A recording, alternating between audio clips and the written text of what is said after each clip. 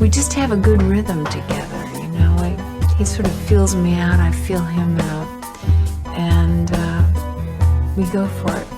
Hello and welcome to episode, I'm pretty sure, 39 of The Worst Idea of All Time, Season 4.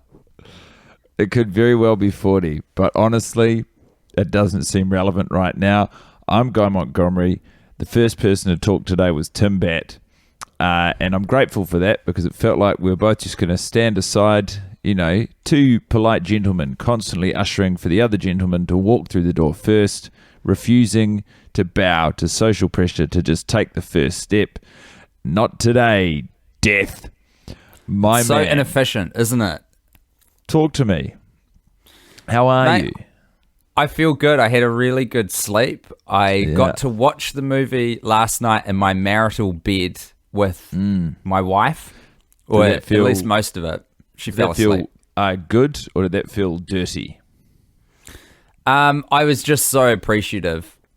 We watched a movie on Netflix, and it was really early because it's dark here now, very early at the moment here in Auckland this time of year, and we stayed and we watched a movie on Netflix, and then I said, look, I've got to watch Sex and the City at some point between now and 10 a.m. tomorrow morning, Zoe. Do you want to watch the movie with me? And she said, yeah, okay. I said, really? Really? That Will is you? so sweet.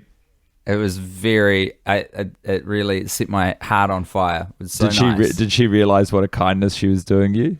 Yeah, I think so. I definitely think so, but she's a very kind person. So she took pity on me, nice. and it was so great, man. It was like I felt very focused on the movie. I felt like I was getting the emotional beats that were hitting a little bit harder. There was a lot of things that I sort of noticed structurally about the film that I hadn't really bothered to mull over in my brain before. Oh wow! Yeah, man, you really did it. Yeah, namely the fact that, like, this movie, I think this is part of why it's so long. Pretty much every point of action that happens in the film, this is how the movie works. This is how Sex and the City works, like, beat structure. Something will happen, and then the gals in the very next scene will discuss what you've just seen transpire on screen. So it's like, there's this rule in storytelling, and especially with film and television, of show, don't tell, which means, like, instead of explaining all of the story, just, like, show me what happened, right? So in Sex and the City, they make the bizarre decision to show you the story and then tell you after you've already seen it what the story is. And I think that's part of the reason why this duration, 2.5 hours, is hefty, but it feels even longer than its runtime. They've baked in the director's commentary, but it's not the directors. Exactly. It's the characters to whom the story is happening. That's it. If you think about it, they do it every fucking time. Like, that's such a funny articulation of it. Do you know that? But that's probably like the meat and potatoes of the show, right? To an extent, yeah, I think it is. But it's just like, in what other film do you see shit happen and it's like, well, we better go to a local cafe or Starbucks to discuss what we just saw? It's wild. It's no good. It's great. They should do that with, modern movies, with superhero movies. Oh, yeah, with the Avengers. Just them getting a Coca-Cola afterwards. Yeah, and going, wow, we really did a battle. I don't know. Yeah. That's what they do. But there's the other thing. It's kind of like, I get these are different genres completely, but it is what makes superhero movies so cool. It's like they just go and fucking do stuff and don't talk about it. And in this, it is the complete opposite. Very little is done, but much is talked about. And also in superhero movies, often they have superpowers. So things that you can't do that it would be cool if you could do. And so, I mean, this movie does have Brady. And seeing the characters do some of those things, you're watching and you're thinking, wow, that's something that I might do if I had that power. Yeah. And people love that. Do you feel like in Sex and the City, though, Guy, you're like, oh, this is how I would react if I was jilted at the altar? I honestly have never bothered to speculate how I would react. I would hope not to react like that, because this week, I'm going to tell you my thoughts on that question, Tim, and then I'm going to tell you a little bit about my watch.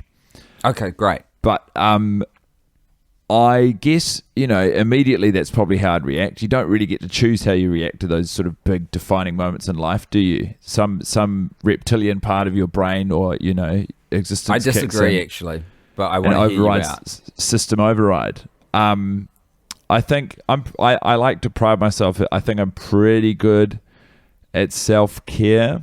So I guess I would identify if I need to be by myself or surrounded by friends and just pursue that and then start taking it day by day. I imagine I'd probably start running quite a lot. Carrie, for how incredibly toned she is, doesn't appear to exercise at all. I guess they deem that not worthy. I think a trip away sounds good, although it can be quite isolating. But so in short, I mean, I guess yes and no is the answer. But at the end of this movie today, when Big and Carrie were lying in the wardrobe, also picked up a really nice bit of delivery from Chris Noth. Then when she goes, "This is a really great wardrobe," and he says thanks, which I haven't noticed before, but it's just a nice little real beat where it's like it's almost a laugh line. It's a really nice wardrobe. Thanks. It's ancillary to the bigger conversation they're having. But I was just watching that thinking, I reckon this jilting happened a year ago. Is it really healthy for two adults to spend an entire year not talking to one another, but just so entirely devastatingly hung up on one another for a full year? Like, is that the healthiest emotional response? Not at all. And then it's crazy. Do you know what's even more fucked up is like, that whenever you go through a breakup, there's always those ebbs and flows. It's just like part of grieving for the relationship that is now over, that you go, oh fuck, I wish I was back with that person. And what Carrie and Big decide to do with that ebb and flow of the tide is tie the fucking knot in the middle of one of those emotional waves. Like, bad decision making, guys. Wow. And fucking hell. We see Where's some your of that impulse control? fallout in Sex and the City too. There is no impulse control. That's the thing, because impulse control often, I guess I feel like you see that a lack of it in terms of financially and professionally in this world, where it's like they just indulge whatever whim they have, I guess under the belief that it will make their life better, or perhaps from a broader perspective, the story better. But I think we've sort of stumbled into this observation at a similar time. I just couldn't believe it. I was like, much time has passed.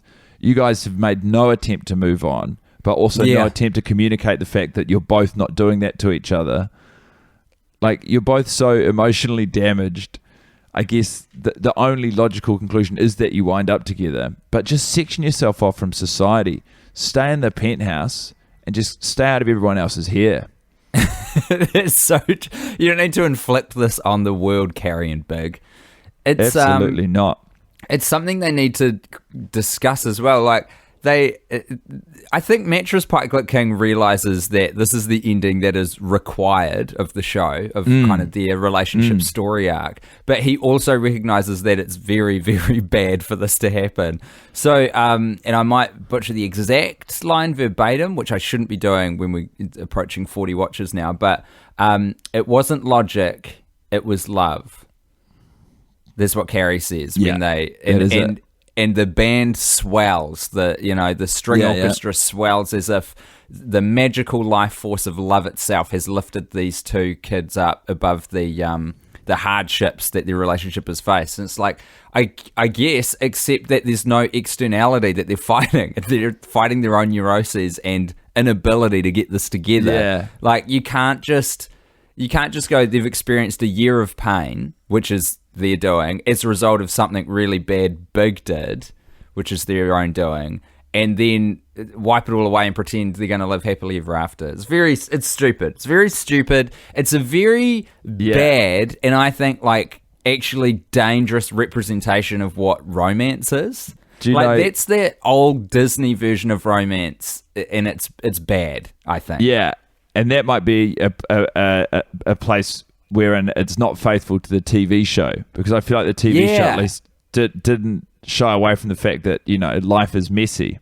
Exactly. But what you've described to me, to use an analogy, it sounds like it's a movie where we watch someone looking in a mirror, punching themselves in the face for like 85% of the movie, and then the last 15% of the movie is that person deciding not to punch themselves in the face, and we're meant to be like, wow. But I would argue that they do punch themselves. I think them getting back together is the biggest self-punch you could have. They shouldn't be together. They're bad for each other. No, they don't make each other happy. Yeah, I mean, this to me is the age-old argument, because they should, because otherwise they're out in the world. Like, yeah. We've talked about this before. Like, they have to contain each other because it's very important that they contain one another. It's very true. So, Tim, I'm in Australia right now, and I thought you were.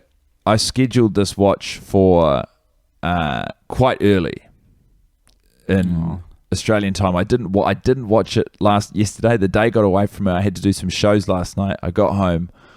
I put it on, but I was too tired. I just fell straight asleep. Yeah. And I thought, I'm going to wake up in time to watch this. Yeah. Tim, I did not wake up in time to watch this. So I woke up at 7 a.m. Mm-hmm. We were meant to watch it at 8 a.m. Australian time.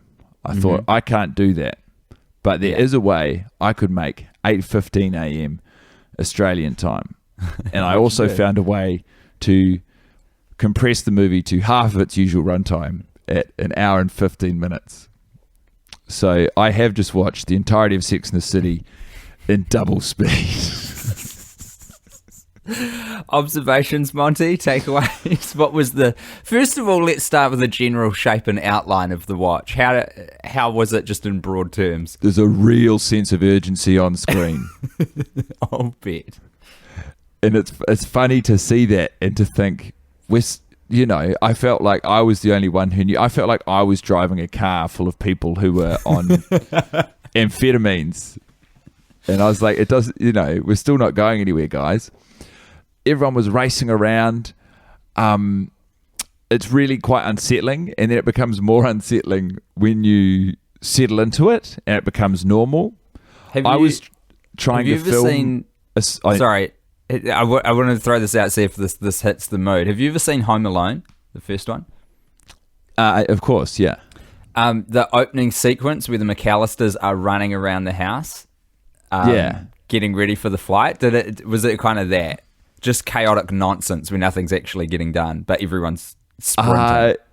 Do you know, I'm not, that's too positive. I mean, yes, in a sense, yes, but also no, because this is, in addition to various other factors, this is it's unique to see these characters who I've seen, slobbing around, just dragging themselves through this movie to really be like, all right, let's really get to work. Let's really get to work today. And I found, because I was like, I wanted to take a film of it, like just a little snippet to send you to represent how fast it was. But I didn't want to send it to you before we started recording because I wanted to reveal that to you. Nice. But by the time I decided I wanted to do that, I had adjusted to the speed of the movie, and all the videos I took, even though I know they were happening in double time, felt like they were normal speed to me, and none of them were good enough. Hell. So I kept deleting them. Jesus, guy. Yeah. It's pretty out there. And I want to tell you about, I don't know if I should, but I'll tell you about when I woke up and it was a really weird sort of experience waking up and getting ready to watch it. So I woke up from a dream. I don't know quite how it dawned on me with it. I woke myself up inside of a dream to watch this. And inside of the dream, I had run into one of the stars of the TV show. Did you watch the Nickelodeon show, The Adventures of Pete and Pete? It rings a bell. It was two red-headed brothers, I think both called Pete, and they would cause mischief. Right. It was definitely a Nick show. I think it was on air like 90s. I don't know what it was, like mid-90s. Anyway. Okay. I ran into and recognized one of the brothers from that show outside his house. And I said, hey, you're from the show, The Adventures of Pete and Pete. And he said, no, I'm not. And I said, yeah, you definitely are. And he said, no, I'm not. I'm absolutely not. And by the way, that show doesn't even exist. Whoa. And I said, no, I'm pretty sure the show exists. And so, like, Googled The Adventures of Pete and Pete on my phone in the dream, and just this huge debate was raging online where people were arguing about whether or not this show existed. Oh, Jesus.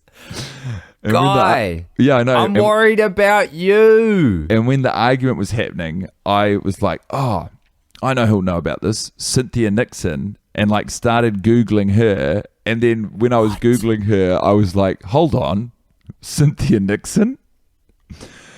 And woke myself up and was that is fucking crazy, dude.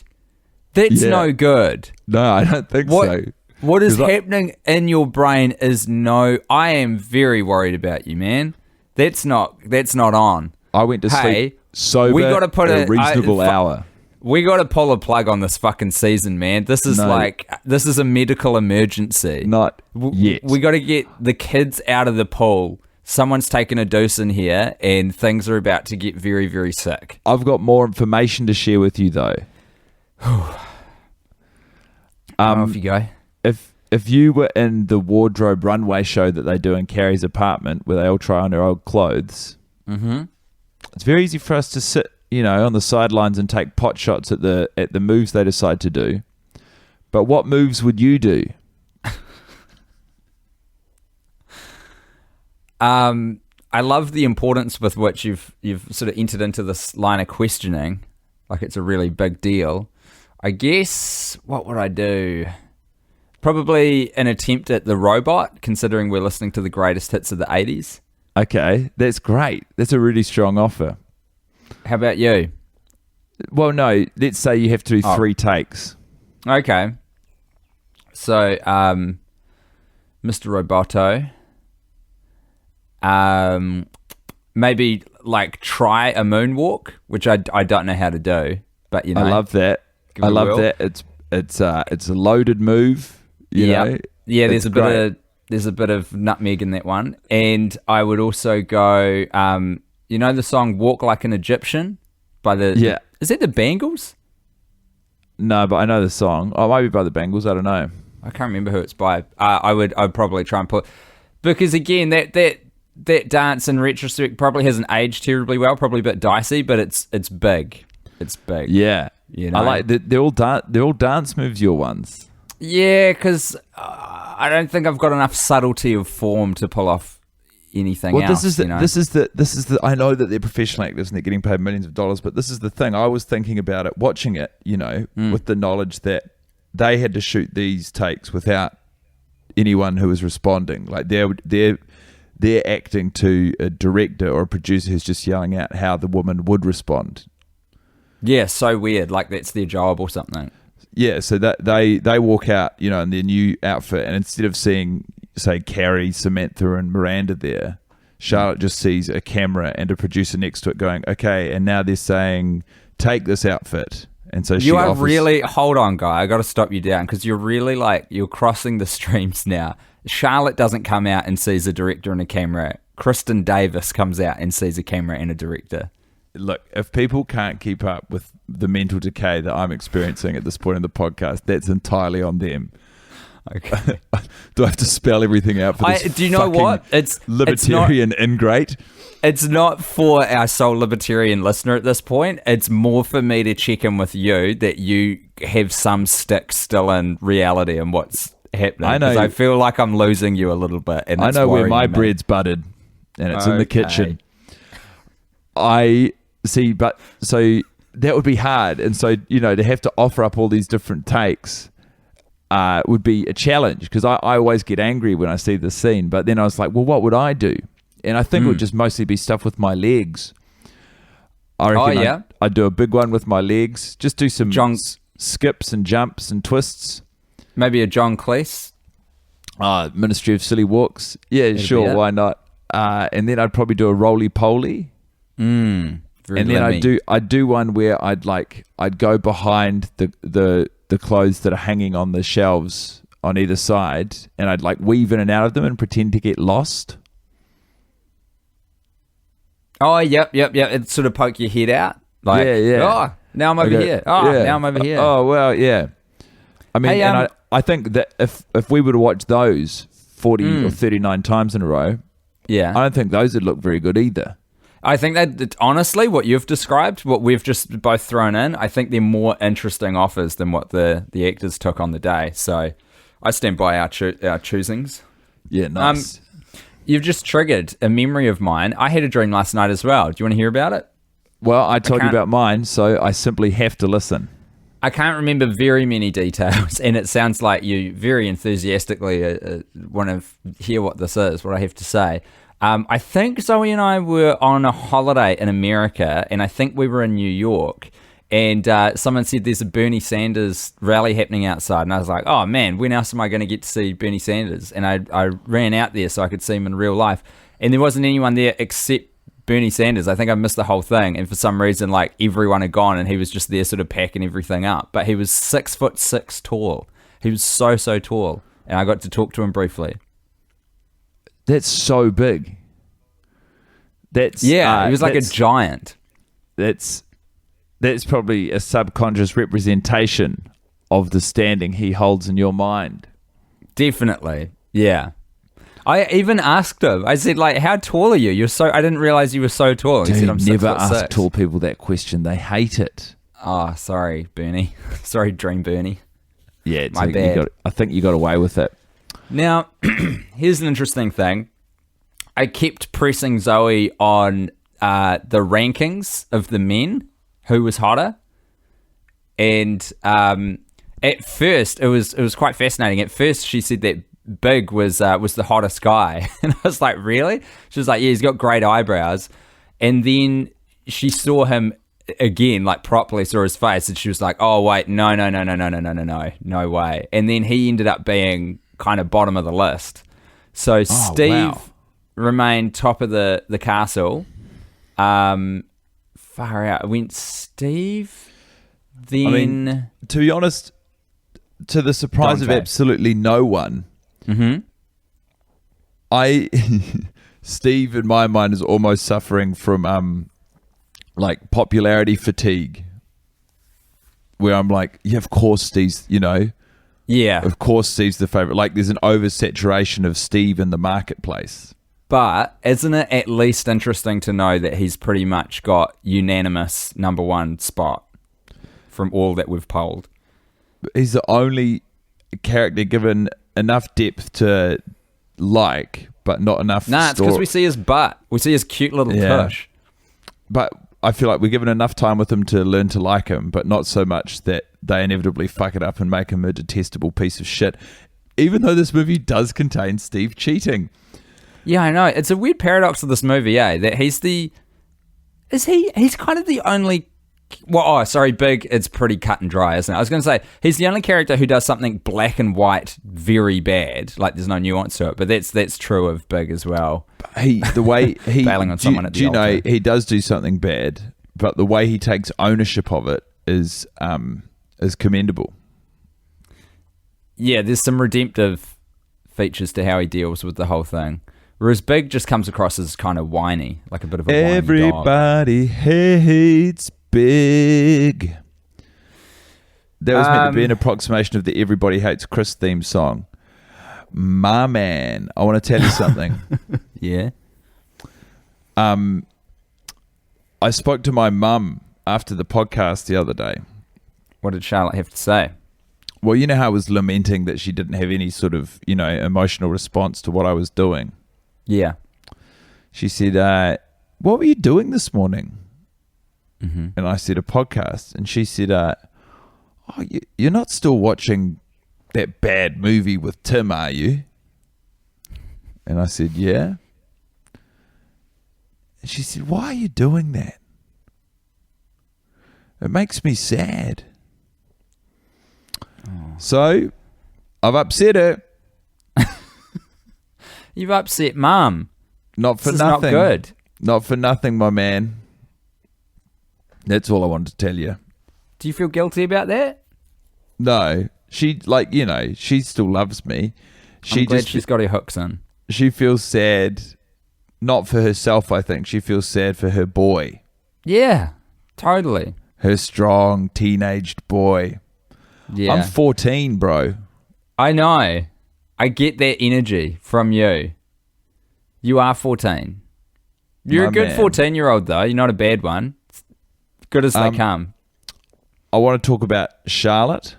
Then we shall. How does everyone just accept that Charlotte is going to eat pudding this whole trip? It is fucking bonkers. There's like I was trying to probe Zoe about this because she is a doctor. I was like, I was trying to get into the nitty-gritty of what it would mean for a person, but she wouldn't engage. There's the lightest ribbing from everyone when she makes this decision. Where you're just going to eat pudding? So it's the only thing that's safe. But otherwise, all of her friends are just like, okay, we're going to continue with our holiday. Like, that isn't the most insane fucking thing in the world. To only eat chocolate pudding and then to just do it so brazenly. So when they go out for dinner in the restaurant, right? They sit down before they've even ordered anything. Just as soon as they're given the menus, Charlotte just takes 2 little bottles of chocolate pudding out of her handbag and breaks one out and opens it up and starts eating it. I mean, I know that they're in a hotel and so, they've sort of, that they can eat whatever they want. But first of all, that seems super rude to me. It's incredibly rude. And I mean, if you went on holiday, say you and 3 friends went on holiday and one of them was like, I'm just going to eat chocolate pudding. Hey, can I stop you there? I would love that. Sorry, go on. Well, I'm gonna throw a hypothetical which might reduce your love. And okay. A friend of yours was like, by the way, I'm only eating chocolate pudding this holiday. Not even as a bit, not even as like a, look at this crazy challenge I'm taking on. Can you believe it? I'm only going to eat, but just as like a genuine decision that they've made for themselves.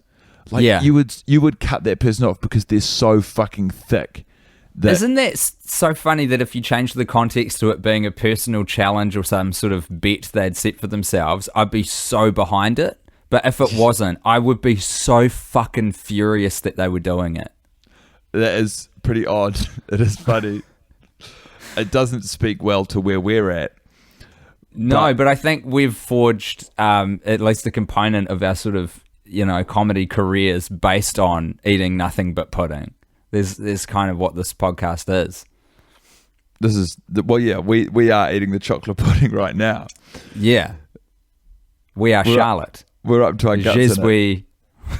Wait, what is the French? Je suis Charlotte. Yeah. Yeah, there we go. We are all Charlotte. We truly are. But I would not have any respect for that person anymore. And they wouldn't be my friend.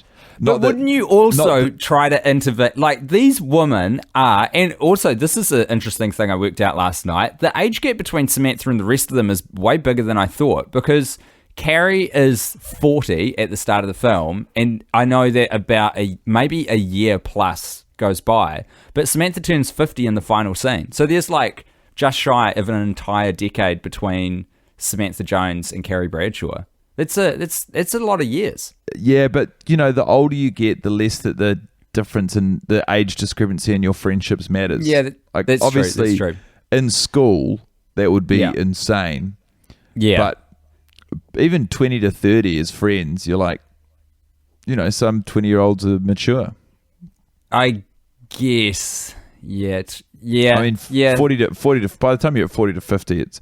But yeah, I know what you mean. 40 to 50 is fine. If there's a, put it this way, if there's a 30-year-old with a lot of 20-year-old mates, I'm kind of going, cool. That's probably not someone I'm wanting to be friends with. Super sus. That's a decision that they've literally taken into their own hands for you. Like, no 30-year-olds want to hang out with me.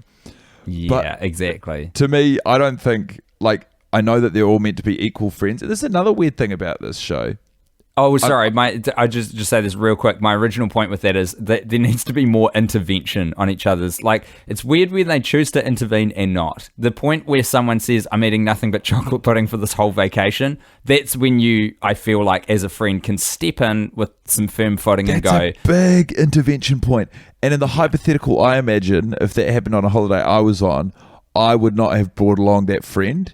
A friend who I was good friends with would have brought along that friend, and they'd be like, I'm only eating chocolate pudding. And I'd be like, okay, that's insane, but I don't know you well enough to say anything. You know, but the thing is, all of these women know Charlotte well enough to say something along the lines of, one, hey, Charlotte, that's a pretty racist attitude. And two, I'm not going to spend any of this holiday with you if all you're going to do is walk around eating fucking chocolate pudding out of your fucking handbag. You dumb idiot. Yeah. It makes me so angry. It's no good. And the thing is, she takes it out when he's taking orders or whatever, when they first arrive with the menus. Like, a whole meal passes, a whole round of drinks, and a whole savory meal passes because we see other people's plates are full. Or, like, not full, sorry, but, like, you know, they're empty, half empty. So they've been, you know, they've had dinner. Guess who's still sitting there fucking throwing back either the same chocolate pud, which is crazy because that means that she has rationed one child serving of chocolate pud over a whole meal. Be fair, we know she's got two because she snaps them off. Okay, but this is the thing. There's no empty pottle there. So she has eaten one. They've cleared it away. And I don't have the confidence to go to a restaurant and eat my own food in the restaurant and tell the wait staff to clear it away. I would go to the bathroom and throw it out in the bin. I don't think Charlotte would do that. But you know what? Actually, Charlotte wouldn't have a problem with them taking her away, an empty pottle. But either... I know you're digging your heels in with Charlotte, and she deserves some of that for eating nothing but pudding, but she does pay attention to, you know, polite manners and social mores. I think she would try and figure out a plan to hide the evidence. Across and up, I think she abides social etiquette. But like none of the characters in this movie know how to carry them. For how much time they spend in restaurants, none of them have any idea how to carry themselves in a public space. They've got no idea how to treat people in the service industry. Like, I can't imagine how many restaurants they've been blacklisted from. Their behavior is appalling. They treat it like their fucking lounge, and they treat the wait staff like like they owe them something. Yeah. But anyway, either Charlotte has eaten one chocolate pudding very slowly over the course of a whole meal, or the equally disgusting alternative is that she's eaten two chocolate puddings. I mean, neither are good. No. Nah. She's not all right. And I think we've given her a free pass for the rest of the season, really, because, well, at least I have, because I've always looked at her life compared to everyone else's, and she's got a loving husband, a good relationship with him.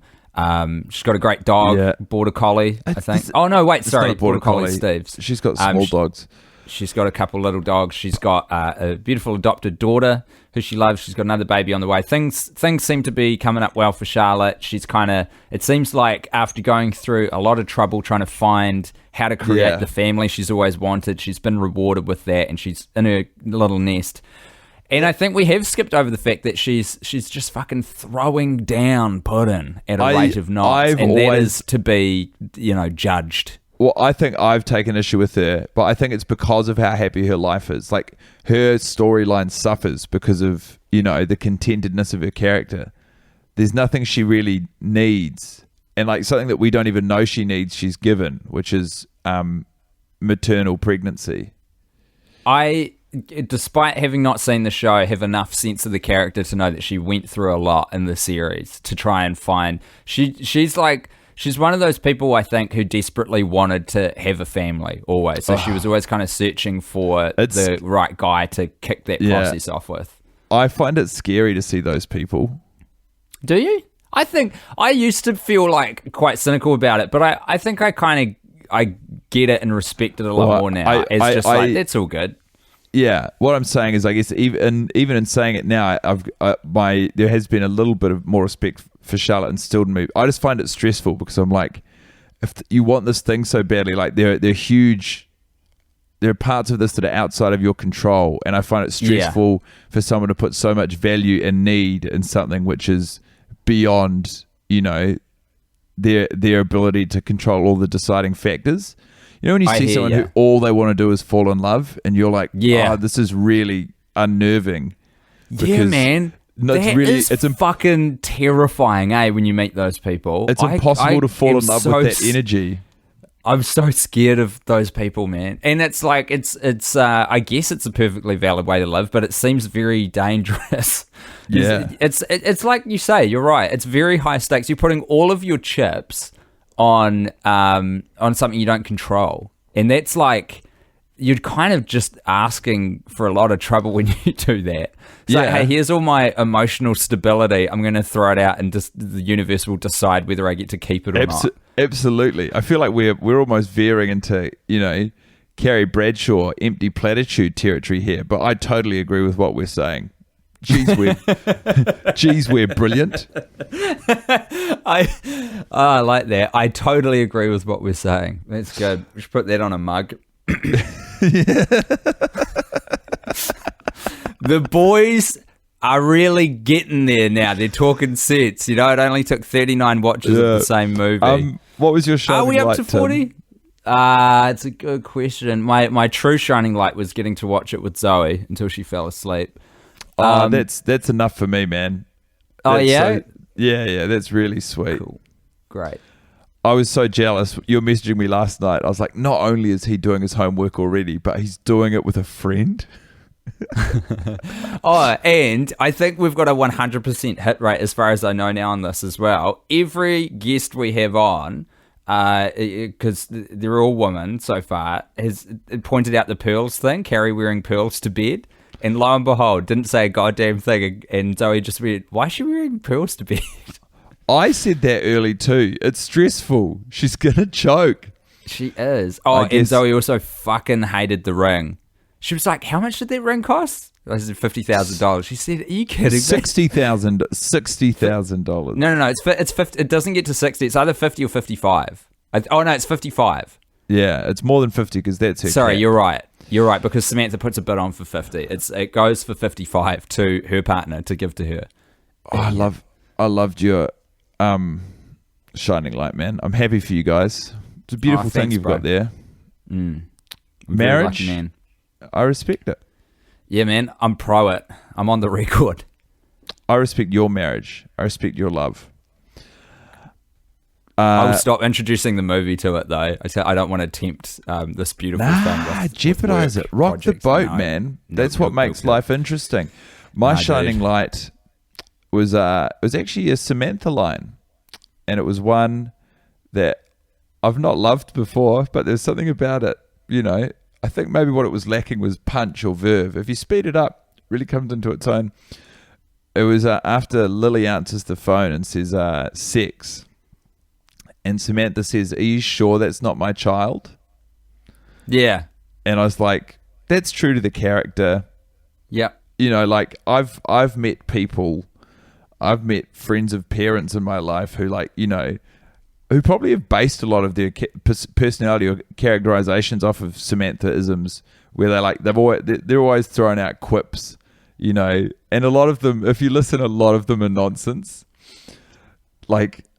Isn't it funny? In the movie, sorry? No, not in the movie. In life, people who are always trying to do quips.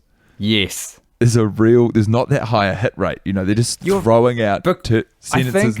You go. There's a lot of people out there who understand the kind of the mechanics of a quip and the broad structure of what they sound, almost like the rhythm of a quip. But the thing is with a quip is it's actually got to be a joke. There's got to be sort of a second meaning or something behind the line, something a little bit funny. And a lot of people just throw out nonsense with the cadence of a quip. And they look around for adoration and recognition that they've done a good thing. And they're no. Everyone's done it, and then if you've done one and it's been nonsense, all you do is you sit or stand there and you hope, you're like, please, no one call me out on that. I hope we can just all glide by like what I just said made sense. It's so true. It's so true. It's a terrifying moment, but yeah, it was she threw out a quip. It made perfect sense. It fit within her character, and I was into it. That moment of waiting to see if anyone will get you is like the social equivalent of being shot down in the war and seeing if you're going to get captured as a POW. It's like, am I going to get out of this thing alive? This is absolutely nerve-wracking. This is my pure survival we are talking It's just about. so funny. I feel it less now, but I remember when I was younger, like in my head, I'd think of a funny thing to say, or when you just don't you're not backing yourself in conversation, and you're like, oh, I could say that there. No. And then I just sit there stewing. I'm like, I reckon if I'd said that, it would have got a laugh. I cannot even fathom a Guy Montgomery not throwing down, because I've only known you as an adult, and I don't even know what it would look or sound or smell like to experience you at a semi-confident level in a conversation. I don't think it'd be any good. It still happens because I'm not always in environments where I feel, like I'm confident. I get cowed and intimidated. Mm-hmm. But no, generally speaking, I feel pretty confident to say what I think now, and because I agree with everything we're saying. So why wouldn't I say it? I got very little left here, Tim. Do you know? I'm really grateful. I told Chelsea, my partner, I was texting her, and I was like, I've had to watch the movie at hyperspeed, and she messaged back saying, aren't you going to get in trouble for that? Do you know, I went on my phone super briefly to check an email, and Zoe said, excuse me, is that cheating? Our partners are keeping this project honest, eh? It's so funny because I was like, well, I'll find out when I record, but ultimately conflict is good for the podcast. But I remember the time, like in the the previous seasons of this podcast, I would be kind of mad about that, or we would try and rectify that by next watch. You have to do it half as slow and stuff. I know that. I know to our one libertarian listener, they may be baying for that slow motion blood in the future watch. But God. I want to just briefly before we end this episode, I really want to put an underline under this because we've kind of mentioned it a few times, but I don't think people appreciate it. Doing this twice a week has been so fucking hard, like from an emotional and mental standpoint, and also from an organization point of view. I am in so much financial debt because I have to dedicate so much fucking time to this podcast now and like cleaning up the recordings and getting them online and stuff. And it's so great that we've got some ads and Patreon money coming in now. It is not covering the time I'm putting in here. I am going backwards as a result of this podcast. It is like crazy how much time this podcast takes now. And that is to say nothing of the emotional toll of watching Sex and the City, the movie, 2 times a week, continuously for months on end. Like, it ain't good.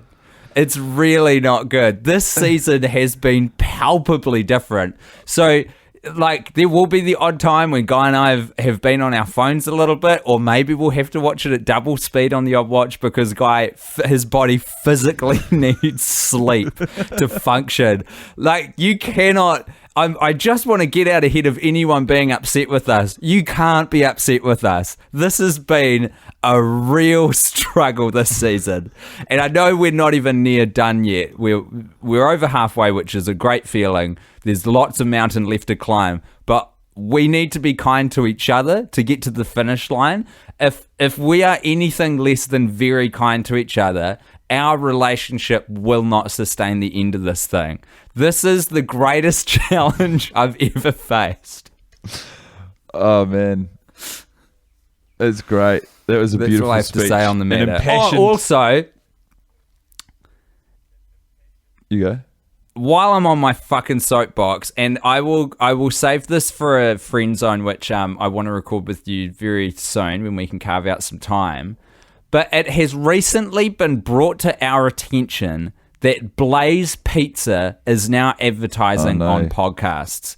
If you work for Blaze Pizza, if you know someone who works for Blaze Pizza, and I'm not talking the people manning the oven where you can get a flash-cooked pizza done in 6 minutes, I'm talking about the upper echelons. I'm talking about the people writing checks and forming marketing budgets. You need to send them our way because payments are due.